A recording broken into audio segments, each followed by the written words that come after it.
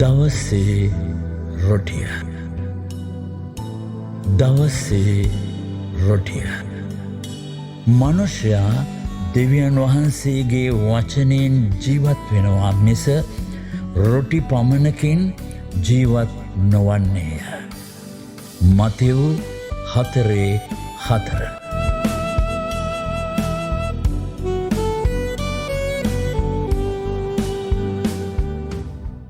ඡායාවද ශරීරයද ඡායාවද ශරීරයද අපිට මේ ගැන සඳහන් කරන විශේෂයෙන් පාපයෙන් ගැලවීම උදෙසා අපි දකින්න පරණ ගිවිසුම පුරාවට නොයෙකුත් සතුන්ගෙන් කරන පූජාවන් තිබෙනවා.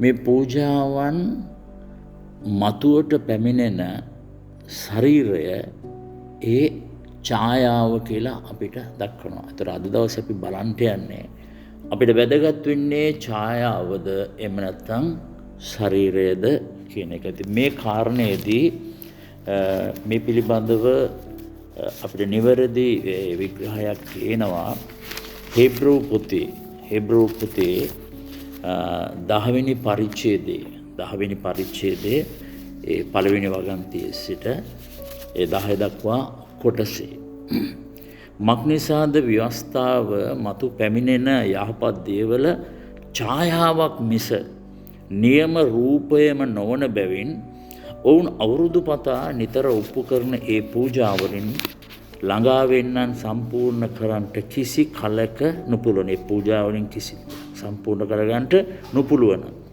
පුළුවන් නම් නමස්කාර කරන්නන් වරක් පවිත්‍ර කරන ලදුව පව් ගැන ඔවුන්ට තවත් හැඟීමක් නැති බැවින් ඒ පූජා ඔප්පු කිරීම නවතින්නේ නැද්ද? ඒ කියන්නේ ඒකෙන් පුළුවන්කමක් තිබුණා නම් ඒ පූජාවන් නවතින්නේ නැද්ද?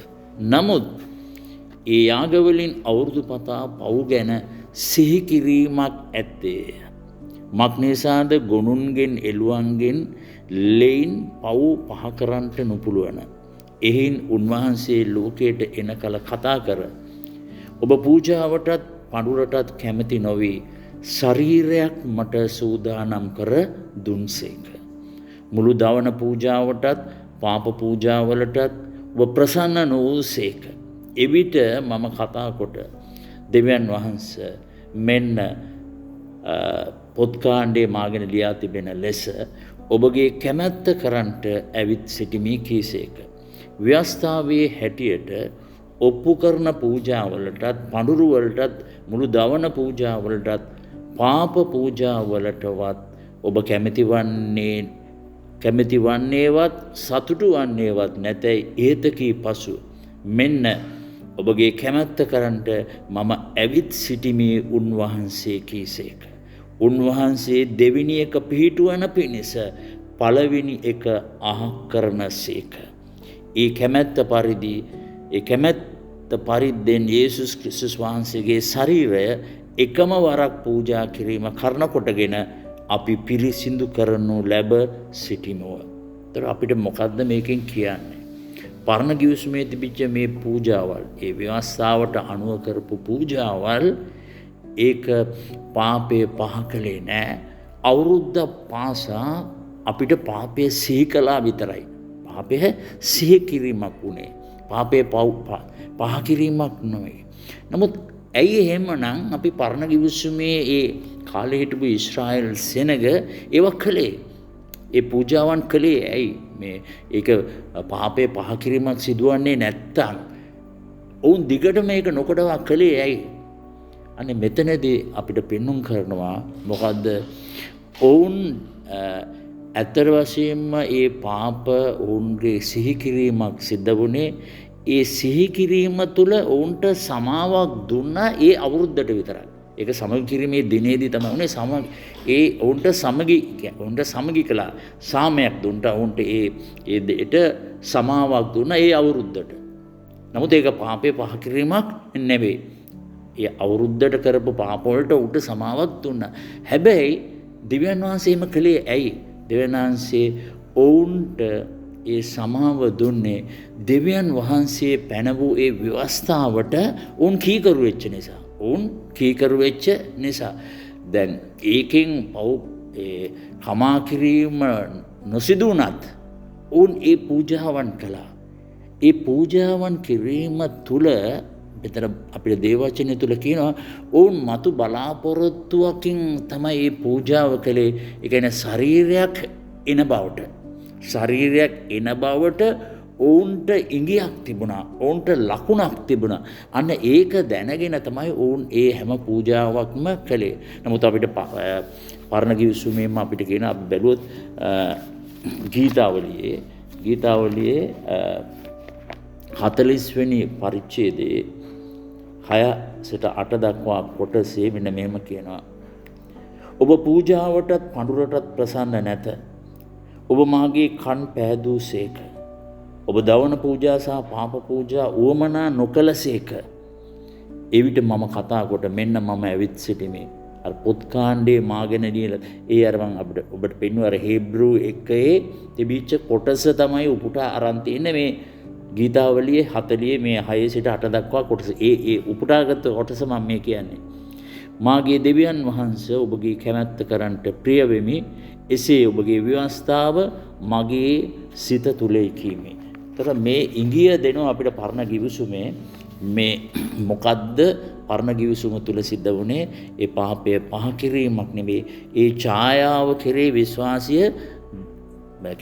ඒක දෙවනාසේ පැන වූ ව්‍යවස්ථාව කෙරේ උන්ට ඇදහිල්ලක් තිබ්බා. ඇදහිල්ලක් තිබුණාගෙන උන්ට විශ්වාසයක් තිබ්බා මේ. මොකද දෙවියන් වහන්සේ මේ දුන්නේ මේ හැම ව්‍යවස්ථාවක් මේ හැම පූජාවක් මංගල්‍ය මේ ඔක්කොම දුන්නේ දෙවියන් වහන්සේ කියපු දෙයක් නිසා. ඒ දෙවනාසයට කීකරු වීමක් විදිහට තමයි උන් කිව්වේ මේ ඒ හැම දෙයක්ම කළේ. දැන් හොසෙයා මේ අපිට පෙන්වන හොසෙයා 6:6 මම පූජාවට නොව කරුණාවටත් දවන පූජාවලට වඩා දෙවියන් වහන්සේ ඇඳින ගැන්මටත් කැමැත්තෙමි. ඒ පූජාවලට නෙමෙයි අත වශයෙන්ම මේ ඒ සදා ඔවුන් ඉදිරිපත් වුණේ ඔවුන් අවුරුද්ද පුරාක ඒ සමගි දිනේදී ඔවුන් ඒ පූජාවන් කළේ ඒ දවන පූජාවලට තිබෙන දෙයට නෙමෙයි කැමැත්තට වඩා දෙවියන් වහන්සේව ඇඳින ගැනීමට. දෙවියන් වහන්සේ සොයාගෙන ඊමක් තමයි එතන සිදු වෙන්නේ. නමුත් අපිට අලුත් ගිවිසුම තුළ අපිට කොලොසි පොතේ පෙන්눔 කරනවා. කොලොසි පොතේ දෙවෙනි පරිච්ඡේදයේ 16 සහ 17 පද දෙකේ බලන්න. එබැවින් කෑම ගැනවත් බීම ගැනවත් මංගල්‍ය දවසක් ගැනවත් අමාවක දවසක් ගැනවත් සබත් දවස් ගැනවත් නුඹලා විනිශ්චය කරන්නට කිසිවෙකුට නාරින්න. ඒවා පැමිණෙන්නට තිබෙන දේවල ඡායාවක්ය. නමුත් සිරුර ක්‍රිස්තුස් වහන්සේගේ. ඒ ඔක්කොම දේවල් ඡායාවක් ෂැඩෝ එක. නමුත් ශරීරය එනවා බොඩි එක එනවා ඉස්සරහට. ඒ නවගිවිසුණු බොඩි එක එනවා කියන එක තමයි පවුල්තුමා මේ කොලොසි පොතේ කියන්නේ. ඉතින් අපිට මේ සම්බන්ධව අලුත් ගිවිසුම තුල මොකද්ද අපි කරන්න ඕනේ කියන එක පැහැදිලි කිරීමක් කරනවා යෝහන් තුමා 1 යෝහන් පළවෙනි පරිච්ඡේදයේ 1 යෝහන් පළවෙනි පරිච්ඡේදයේ 9 වෙනි පදයේ මොකද අපිට කියන්නේ?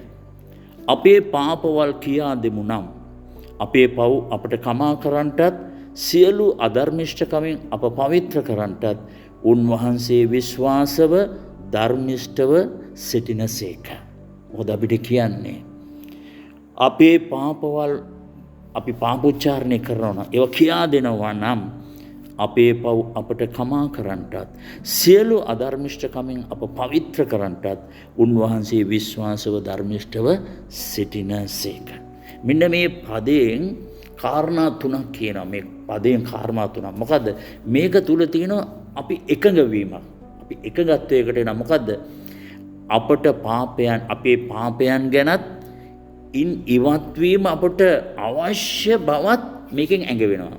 මේ පදයෙන් එකයි කියන්නේ. ඒ කියන්නේ අපි දන්නවා අපි පව් කරලා තියෙනවා. අපේ පාපය ගැන අපි දන්නවා. නමුත් අපිට මේ වගේ මේ පාපයෙන් ඉවත් වීම ගැනත් අපි ඉවත් වීම අපිට අවශ්‍ය බවත් මේ කාරණෙන් කියන මේ පදයෙන් කියනවා. ඒතර ඒක තමයි පළවෙනි කාරණාව. දෙවෙනි එක අපිට විශ්වාසයක් තියෙනවා. මොකද විශ්වාසය? හැම පාපයක්ම සංගවන්නේ නැතුව අපි දෙවියන් වහන්සේට ප්‍රකාශ කළ බව ගැන අපිට විශ්වාසයක් තියෙනවා. අපිට විශ්වාසයක් තියෙනවා. තුන්වෙනි කාරණාව තමයි පාපයට නැඹුරු වීමට ඇති ඉඩකඩ. අපි දැන් යේසුස් වහන්සේ තුල සිටියත් මම මේ කියන්නේ දැන් වර්තමානයේ නව ගිවිසුම තුල අපි යේසුස් වහන්සේ තුල සිටියත් පාපයට නැඹුරු වීමට ඇති ඉඩකඩ ගැනත් එය ජයගත හැක්කේ යේසුස් වහන්සේගේ බලෙන් පමණක් බවත් අපි හඳුනා ගැනීම. අන්න ඒ කාරණාව. එතකොට මේ පදයේ තුල කියනවා එකඟ වීම, විශ්වාසය සහ හඳුනා ගැනීම. මොකක්ද අපි එකකින් කියන්නේ? එකඟ වීම කියන්නේ අපි දන්නවා අපේ පාපය ගැනත් අපිට ඒක ඉවත් වීම අපිට අවශ්‍ය බවත්. ඒ කාරණාවට අපි එකඟ වීමක් තමයි මේ පදයෙන් කියන්නේ. මේ පදයෙන් කියන්නේ අපි ඒකට එකඟ වෙනවා කියලා. ඊළඟට අපිට විශ්වාසයක් තියෙනවා අපේ හැම පාපයක්ම සංගවා ගන්නේ නැතුව අපි දෙවියන් වහන්සේ ඉදිරියේ ප්‍රකාශ කළ බවට, පාපෝච්චාරණය කළ බවටත් අපිට විශ්වාසයක් තියෙනවා. තුන්වෙනි කාරණය පාපයට නැඹුරු වීමට ඇති ඉඩකඩ. මේ වර්තමානයේ ඊතුණන්ට තියෙන ඉඩකඩ ගැනත් අපි දන්නවා. හැබැයි ඒන් ජයගත හැකි යේසුස් වහන්සේගේ බලයෙන් පමණක් බවත් අපි හඳුනාගෙන තියෙනවා. මෙන්න මේ කාරණා තුන තමයි මේ පදේ කියන්නේ. ඒතර අපිට එකඟත්වයක් තියෙනවා, අපි විශ්වාසයක් අපි තුල තියෙනවා. ඒ වගේම අපි මේ කාරණාව ගැන අපි හරියට නිසි ලෙස හඳුනා ගැනීමක් තියෙනවා. එතකොට අන්න ඒ විදිහට අපේ පාපෝච්චාරණය කරනවා නම් එතනින් අපි ඇඟ වෙන්නේ අපි යේසුස් වහන්සේගේ ඒ අපේ පාපයෙන් අපි නිදහස් කිරීමට උන්වහන්සේ කරපු ඒ ගැලවීමේ මාර්ගය කෙරේ අපිට තවදුරටත් විශ්වාසය තිබෙනවා කියන එක තමයි අපි මේ පදයෙන් කියන්නේ. අපි මේ පදයෙන් කියන්නේ. ඒතර පරණ ගිවිසුමේ අපි දැක්කා ඡායාවක් තිබේ. ඒ කරපු පූජාවල් වලින් කවදාකවත් ඒ පාපයට සමාවක් ලැබුණේ නැහැ. පාපයේ ඉවත් වීම, පාපෙන් පහ කිරීමක් සිද්ධ වුණේ නැහැ. ඒ නිශ්චිත අවුරුද්දට උන්ට සමාව දුන්නා විතරයි. ඒ දුන්නේත් ඔවුන් දෙවියන් වහන්සේගේ අනට කීකරු වෙච්ච ඉඳ. මොකද දෙවියන් වහන්සේ තමයි හැම පූජාවක්ම, හැම මංගල්‍යයක්ම, ඒ සෙරමෝනියල් ලෝ එක දුන්නේ දෙවියන් වහන්සේ. ඒ ලෝ එකට, ඒ ව්‍යවස්ථාවට එකඟ වෙච්ච නිසායි උන්ට අවුරුද්දකට සැරයක් උන්ට ඒ සමාව ලැබුණේ. නමුත් අපිට කියනවා යේසුස් වහන්සේ දැන් අපේ ක්‍රියාවක් නෙමේ මුල්ුනේ යේසුස් වහන්සේගේ ක්‍රියාව. ඒ කියන්නේ උන්වහන්සේගේ ශරීරය තුලින් අපේ පාපයන්ට ඒ ගැලවීම දුන්නා. එතකොට දැන් පරණ ගිවිසුමේ තිබිච්ච මෝරල් ලෝ එක, ඒ කියන්නේ සදාචාර නීතිය, ඒ කියන්නේ දසපනත, ඒ කියන්නේ යේසුස් වහන්සේ අපතුලට පැමිණීමත් සමග ඒ සුද්ධාත්මයන් වහන්සේගේ බලය තුලින් අන්න එය සම්පූර්ණ කිරීමත් අප තුල සිද්ධ වෙනවා. අප තුල සම්පූර්ණ කිරීමත් සිද්ධ වෙනවා. ඉතින් අද දවසේ මේ ඡායාව සහ ශරීරය ගැන අපට දුන්න මේ පණිවිඩය ගැන ඔබ වහන්සේට ස්තුති වේවා ස්වාමිනේ. යේසුස් වහන්සේගේ නාමයෙන්. ආමේන්. දවසේ රොටිය